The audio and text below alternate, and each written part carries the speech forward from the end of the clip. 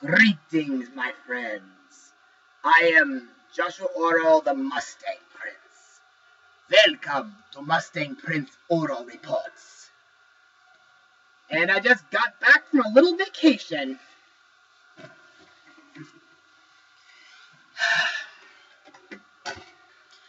And I gotta tell you, I had a real blast while I was there.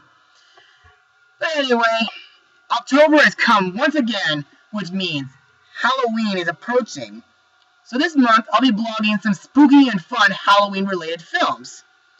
So, which film can I start with?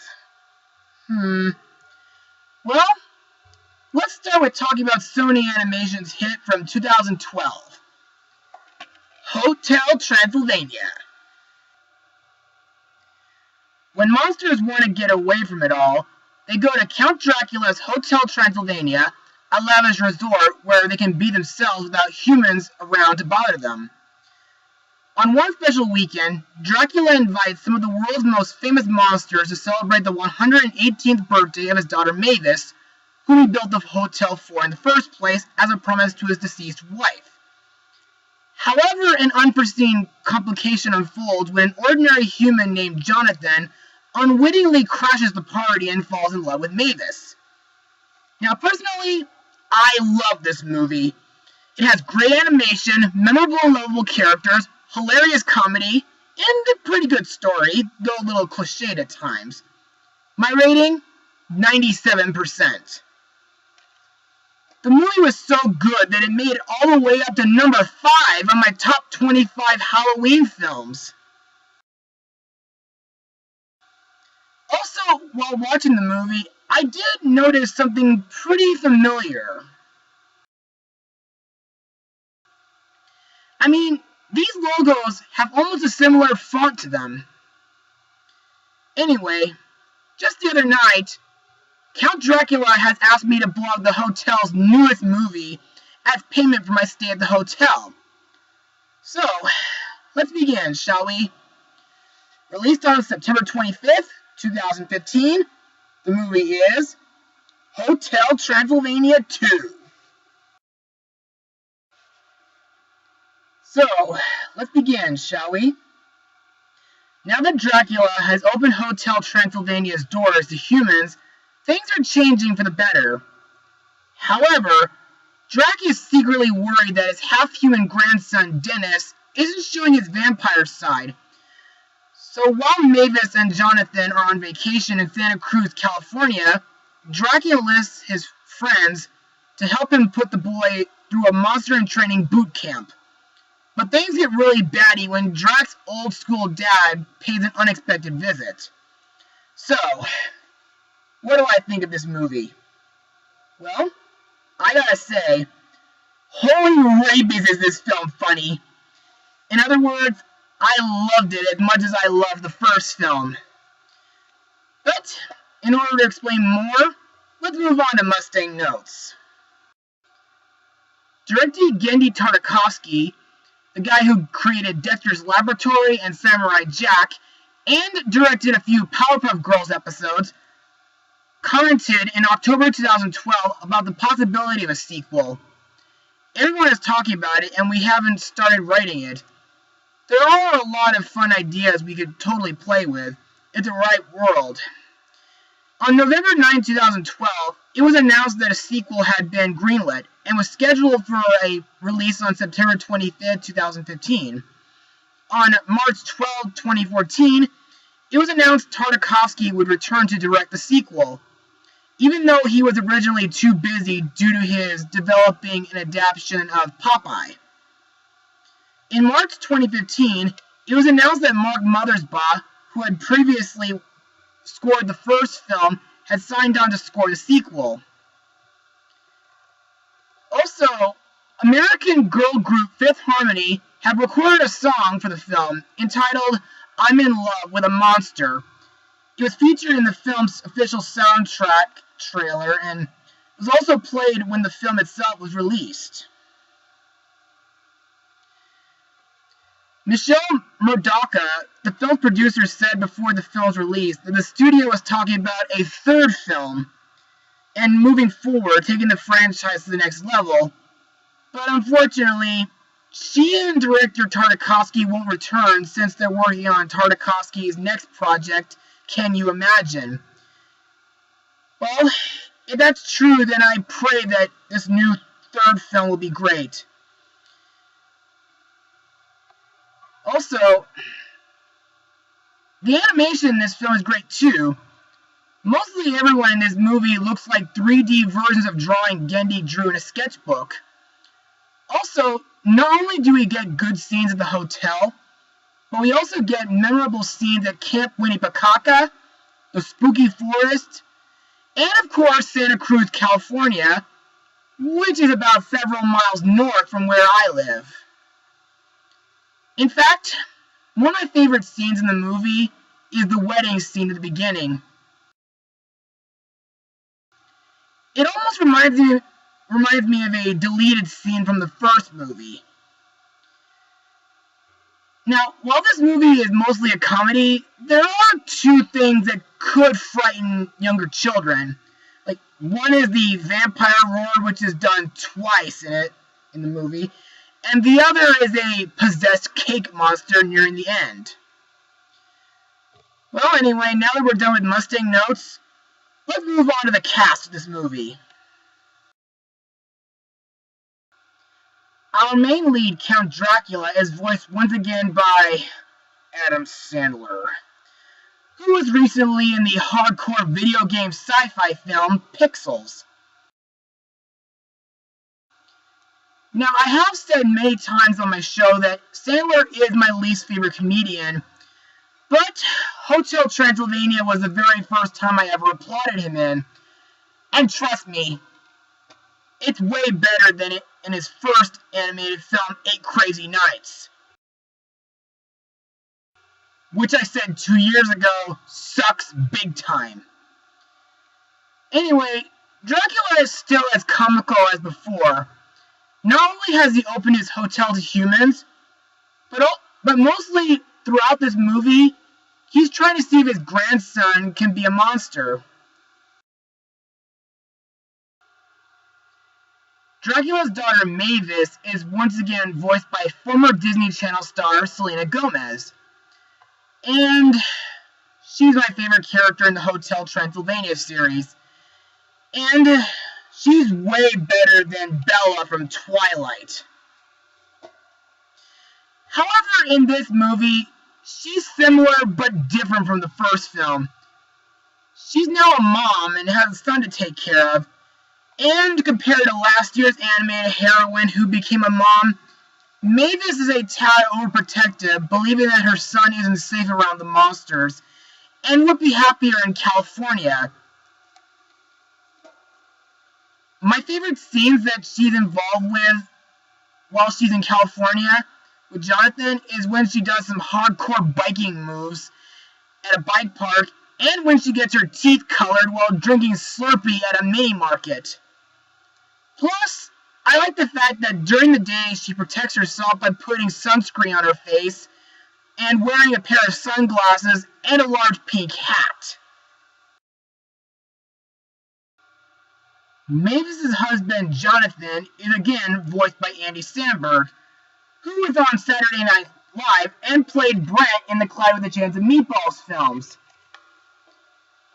I like Johnny too.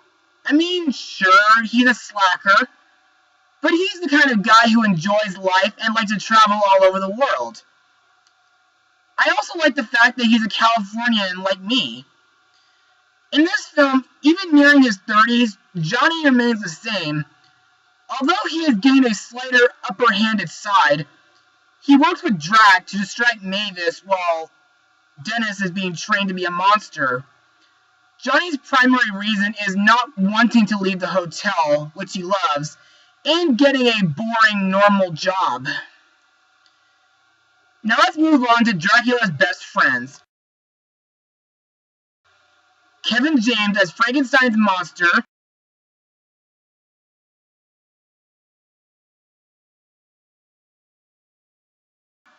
Steve Buscemi as Wayne the Werewolf,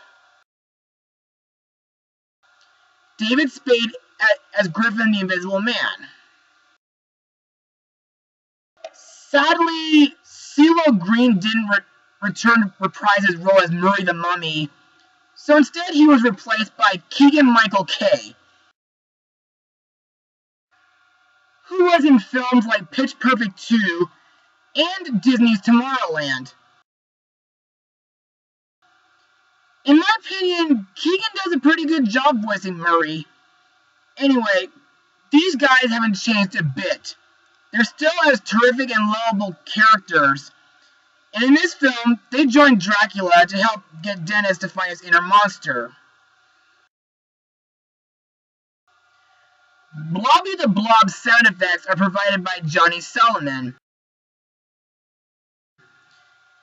Now, in the first film, Blobby was more of a background monster, but in this, he joins Drac and the gang on their outing with Dennis.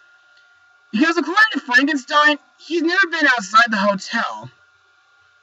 I found Blobby to be pretty funny, and it's not from the scenes where he gets hit by branches and falls off a cliff while riding a rascal, but he loves music and cake. He even makes a great balloon for fast air travel. Next we have Wayne the Werewolf puppy, who is once again voiced by Adam Sandler's daughter, Sadie Sandler, who in my opinion is a bit cuter than her father. Near the end of the first film, she helped Dracula find Johnny by sniffing him out. Now in this film, she's head over heels in love with Dennis. Heck, she even growls and barks at anyone who picks on him. I kind of like their relationship. It almost reminds me of my two high school best friends. I mean, if you guys have seen my Boy Who Cried Werewolf blog from last year, I did say that those hardcore twins believe that they are vampire and werewolf. Now let's talk about the new characters, starting with Mavis and Jonathan's son, Dennis. Voiced by 6-year-old actor Asher Blinkoff. Now, Dennis is a memorable character in my opinion. Despite being a late fanger, he's a sweet little boy with a love of adventures. As he showed a lack of vampire traits, he was raised mostly on human stuff and being fed healthy foods like avocados, which to me taste revolting. And he is homeschooled like his mother. He often plays with the werewolf kids and watches Cakey the Cake Monster, which looks like something you'd see on Sesame Street. Speaking of which, I think that's a topic for another time. Maybe during Christmas time. Anyway, also, Dennis is pretty smart for his age, and seems to understand what's going on around him more than the grown-ups think. We also have Jonathan's parents, Mike and Linda, voiced by husband and wife Nick Offerman and Megan Mullally. These two I consider great characters as well. Also, they're very sweet and hospitable while Mavis and Johnny are visiting them. Next is Dracula's father, Vlad, voiced by the comedic genius Mel Brooks, who directed such fantastic comedies like Blazing Saddles, Young Frankenstein, and of course, Spaceballs.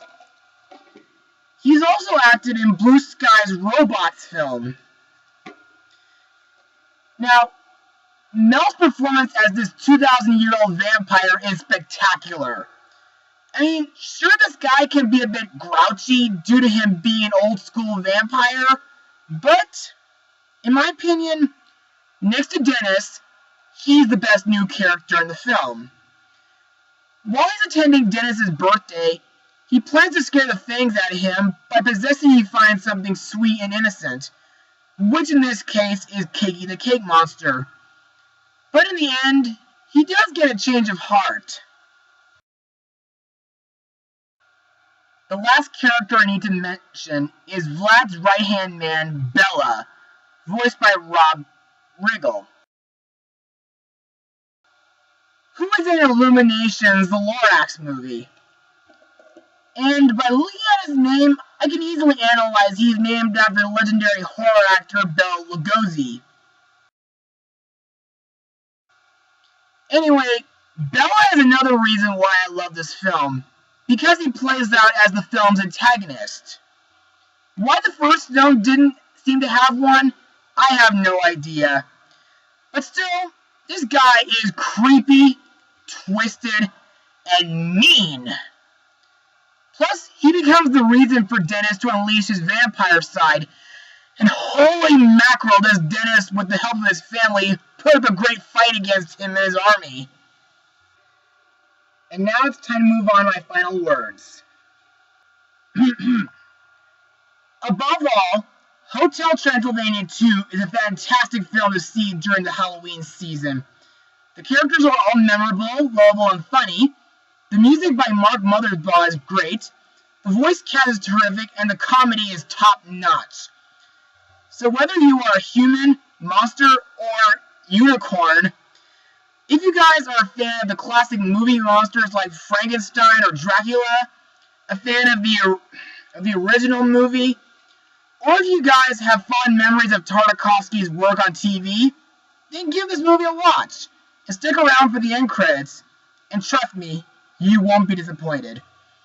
I give this film the highest rating of 100%. Well, that's it for today, my friends. Be sure to join me for my next Halloween episode. Mustang Power!